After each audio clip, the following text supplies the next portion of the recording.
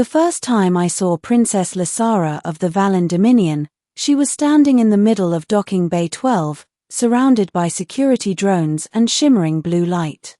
The air around her bent like heat rising from metal, a natural aura her species produced when experiencing heightened emotional states, stress, anger, or anticipation.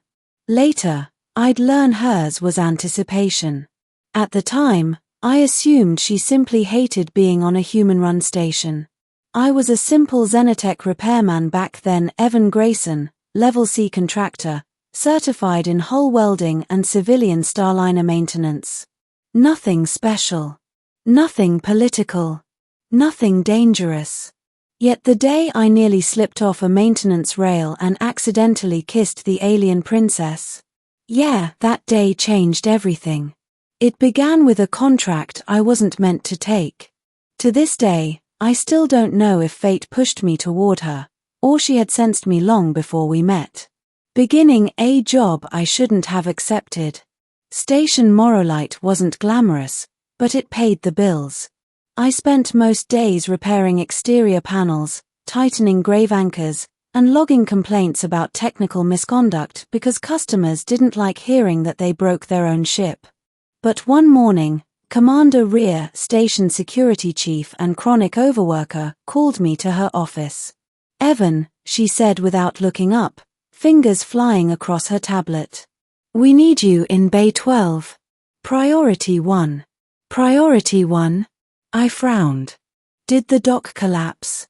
Did fuel lines rupture? Did. We're hosting royalty. My brain blanked.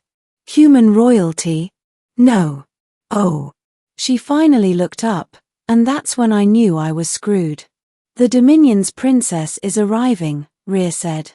And their envoy claims one of our upper ring stabilization rails is unstable. You'll go up, tighten it, and be invisible. Understand? I'm always invisible, I muttered. She glared. Do not talk to her. Wasn't planning to. Do not look directly at her. Bit extreme, but okay. And above all, do not touch her. Her species reacts strongly to skin contact. I waved a hand. Commander, come on. When have I ever gone out of my way to touch a client? You fell off a cargo lift last week and landed on a pilot. That was gravity's fault. She sighed. Just fix the rail. So I went to Bay 12, tools in hand, unaware that my entire life was about to twist into something unrecognizable. The princess arrives. The bay's overhead doors slid open, revealing the Dominion vessel, sleek, silver, and carved with deep glowing runes that pulsed like a heartbeat. Their guards stepped out first, armor made of some crystalline alloy that shimmered as they moved. Then she walked out. Princess Lysara. Tall. Elegant. Silver blue skin that caught the bay lights like polished stone. Her eyes were sharp and violet, shifting subtly with emotion. Her hair, long, braided, iridescent, flowed like living starlight. I froze on the upper maintenance rail with a wrench in my hand, mouth slightly open like an idiot. She glanced up. Our eyes met. Her aura brightened. Then she looked away, and I released a breath I didn't know I'd been holding. Relax, I whispered to myself. You're nobody. She's royalty. Your worlds will never intersect. Fate laughed in my face. I started tightening bolts along the rail, moving carefully along the narrow walkway, just 3 feet wide, 20 feet up, with nothing below but hard metallic floor. The Dominion delegation below was discussing their trade treaty. Lysara, however, wasn't talking. She kept glancing up at me. I pretended not to notice. The slip. I stepped onto a slightly loose panel. It shifted. My boot skidded. My arms pinwheeled. Osha. I fell forward, downward, straight toward the Dominion princess. To this day, I can replay the moment frame by frame. Her eyes widening. Her aura flaring like blue fire. Guards shouting. Me bracing for impact. But instead of crashing into her, I landed against her in the most mortifying way possible. My lips grazed hers. Not a full kiss. Barely a brush. But it was skin-to-skin contact. And that was enough. Her aura burst outward in a ring of shimmering blue light that cracked the ground beneath us. The bay fell silent. "No one move," one of the guards hissed. Lysara stared at me. No, she examined me as if my soul had suddenly become important. Her fingertips lifted to her lips. "You," she breathed, voice trembling with something shockingly soft. "You touched me." I scrambled back on my hands. "I'm so sorry. I didn't mean, are you okay? Please don't incinerate me." But she stood up slowly, her expression unreadable. "Human," she said quietly, "that was no accident." It definitely was. Her eyes glowed. "You will kiss me again." My brain shut down. Her guards exploded into motion. "Princess, no. That human is unvetted. You cannot imprint with him." "Imprint? Imprint what?" She stepped toward me, each move graceful yet predatory. I scrambled so fast I tripped again. Great first impression. Middle, the princess who chose the human. Station authorities quickly escorted me out, interrogated me, cleared me, and told me to stay away from the royal delegation under threat of imprisonment. Fine by me. I had no intention of repeating that humiliating moment. But that night, my door panel chimed. When I opened it, Princess Lysara herself stood in the hallway, still glowing faintly. I nearly passed out. What are you doing here?" I squeaked. Her voice was calm, musical, and terrifying. "I have chosen you." "Oh no." "Oh yes." She swept past me into my small habitation unit, examining everything with curiosity: my broken coffee machine, my messy workbench, my collection of old Starliner model ships. "You live simply," she said. Thanks. And you speak politely.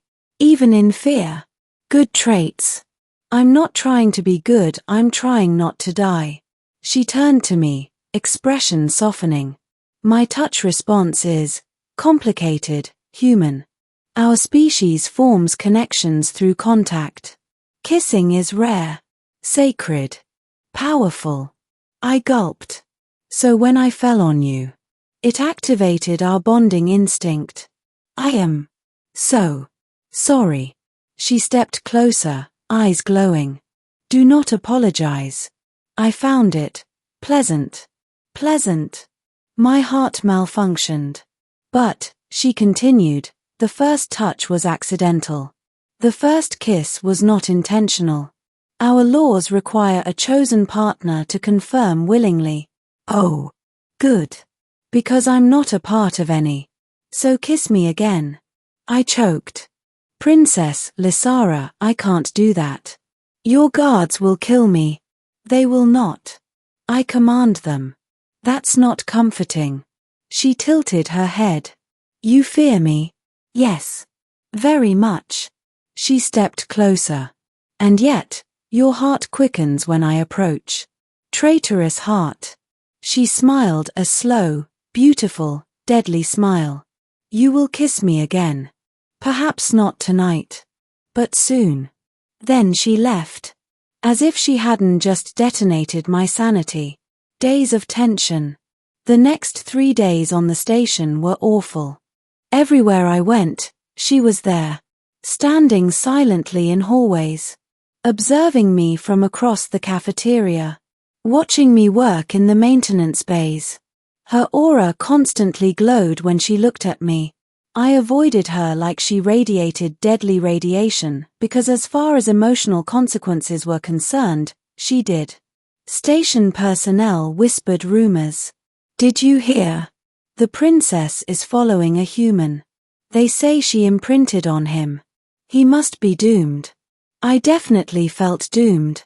But something strange happened. She never touched me again. Yet she always looked concerned when she saw me stressed or overworked. She subtly arranged for better equipment to be sent my way. She ordered her guards not to intimidate me. She even had a nutrient pack delivered to me when I skipped lunch. I began to see her differently.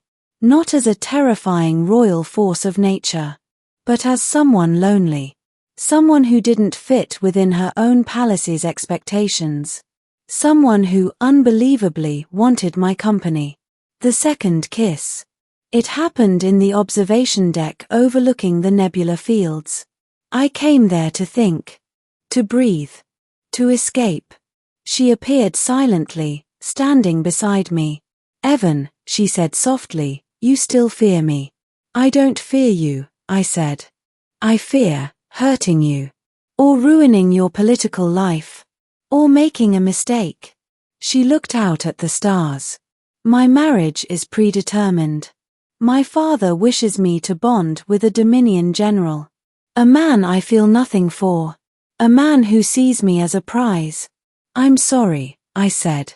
"You," she whispered, "saw me as a person even when you were afraid." Her voice trembled. Princess Lysara, fearless warrior, political heir, royal icon, was trembling. "I do not want him," she confessed. "I want the human who touched me by accident and apologized like his life depended on it." My throat tightened. She turned toward me. "No guards are here. No advisors. No pressure." A long pause. "Will you kiss me willingly?" I took a breath. Then another. Then I stepped closer. Her eyes widened as I slowly reached, gently cupping her cheek the way humans do, something her species didn't. "You don't have to choose me," I whispered. "But I'm here. And I'm willing." Her aura flared softly, warm, glowing, beautiful. I kissed her. Not an accidental brush. A real kiss. A chosen kiss. She made a soft sound, half surprise, half relief, and leaned into me, her hands gripping my arms as if grounding herself. When we parted, she looked at me with light in her eyes I'd never seen before. "It is done," she whispered. "The bond is complete." My heart slammed into my ribs. "Bond?" She smiled. "You are mine now, Evan Grayson. And I am yours." Ending the consequences of choice. The fallout was immediate. Her father, the Dominion Emperor, demanded she return home at once. Lysara refused. His envoys threatened sanctions.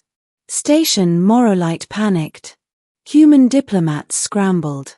Through it all, she never let me out of her sight. Not because she claimed ownership, but because she wanted to make sure I wasn't taken from her.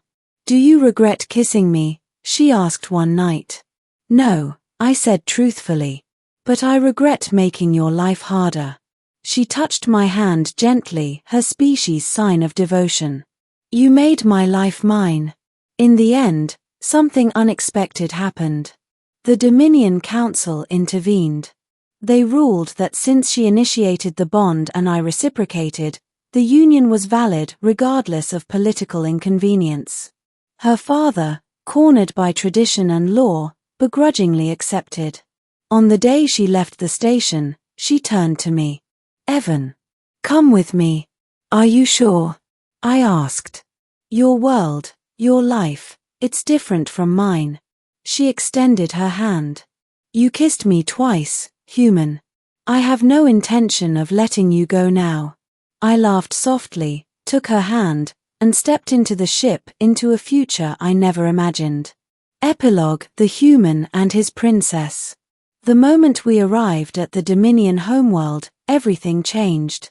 I stood beside her during ceremonies. I learned her customs. I learned their language. I met her father, terrifying, but grudgingly respectful. And every night, when we were alone, she would rest her head against me and whisper. That first kiss changed everything. I'd always smile and answer, "No, you changed everything." Because she did. She chose me. And I chose her. Not by accident. But willingly.